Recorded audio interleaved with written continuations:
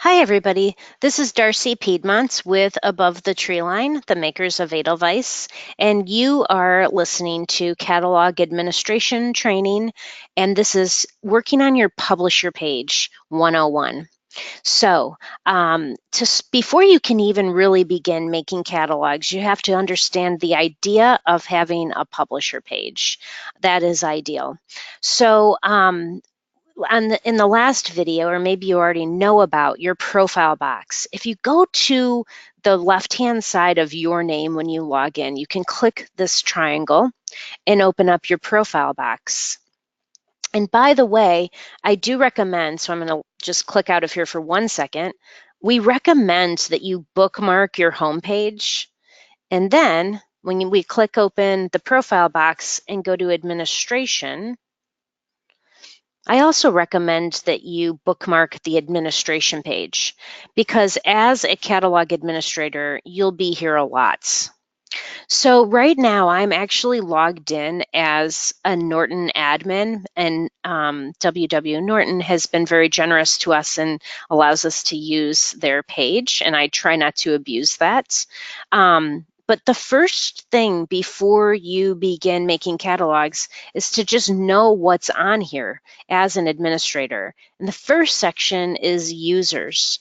The account users in your organization will be listed right here under account users, and then you'll also be able to see them by roles, and then also if DRC privileges, if that's something that's is relevant for you. But I'm actually going to pop out of there and go to publisher branding.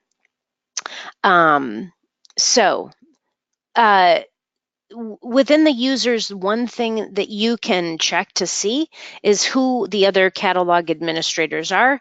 Hopefully you already know that, but it's a verification. You can go to the role assignment under users and see who the catalog admins are. And usually we recommend in any publishing house that it's a small number because catalog admins work with the data. And if there are a lot of hands in the mix, sometimes data issues can get a little bit messed up or confusing, or people are overriding the work. So if you need to know who is the administrator, or if you need to know who else is making catalogs, that's where you can find out. Now, under publisher branding, this is the area where you can really make a statement about who you are as a publisher and how you want to represent yourself. So starting with the publisher logo, it's very easy just to follow this little description of the requirements for the specs in uploading a logo. And the same with a publisher banner. It's easy to just follow the specifications and upload something. So this is obviously the Norton banner. I'm actually going to move over to another browser for just a moment.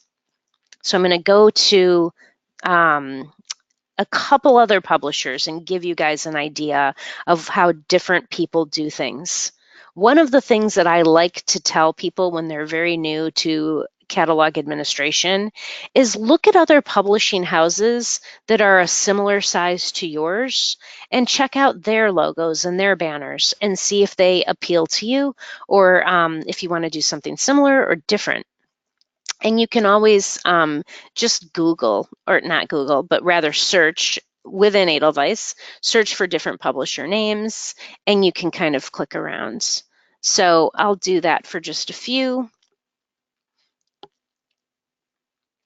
And let's see. If this doesn't come up, I'm going to switch back over to Chrome to my other browser. Yeah, I'm going to do that. Sorry, I should have tested that earlier. Let me go back to Edelweiss for just a second. So we're back on the home page, and if we go to different publishers, I'll show you how quickly and easily you can see how other people are handling their logos and banners. So here's a nice example of Macmillan's logo and also banner. In a moment ago, we saw Abrams, one of the things that I want you to notice is that there's a nice centered image with text, and then there's repeating images or something that kind of bleeds out to the sides or kind of drifts off into the sides. A good banner will do that, because although we do have this smart technology that does adjust the banner for different size screens, there are still some variables in what screens people are looking at, and know that the outside edges might end at different points. So it's nice to have like a repeating image or something like that. So that's Macmillan. I'll show you, actually, I really like University of Arkansas. I feel like this is a very indicative banner for who they are and what their books are. And it's kind of this nice, kind of, it feels like Arkansas, right? When I look at this anyway. So they have a nice logo and a nice banner. So I'm going to leave it up to you to do your own searching. Let's go back over to Norton. And one last thing, I just wanted to show you, let's see, I'm going to find a catalog that has a little logo for, okay, here. I probably skipped over one earlier, but I wanted to show you what the imprint looks like too. So for Countryman Press, if I click this little presentation mode for this title, here's the little imprint logo. So in the Administration Center, you saw where to load the publisher logo, the banner, and then also the imprint logo. This is where the imprint logo lives. So it's just a small little symbol that is just within detail pages of titles. So you're not going to necessarily see that in a big way splashed across the screen, but it's nice to have if you do have imprints. All right, I'm going to close out of here. And essentially, for just the 101 training, that's about it.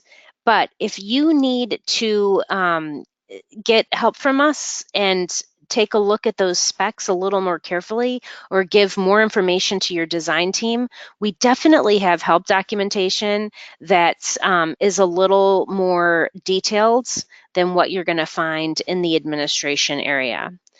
But again, just to kind of circle back, you go to your profile box, you click administration, you can go to publisher branding and just follow the directions here, or go ahead and go to help and get a little more detailed description of the logo and banner. So that's it. Hope to see you in publisher page 102. Thanks for joining.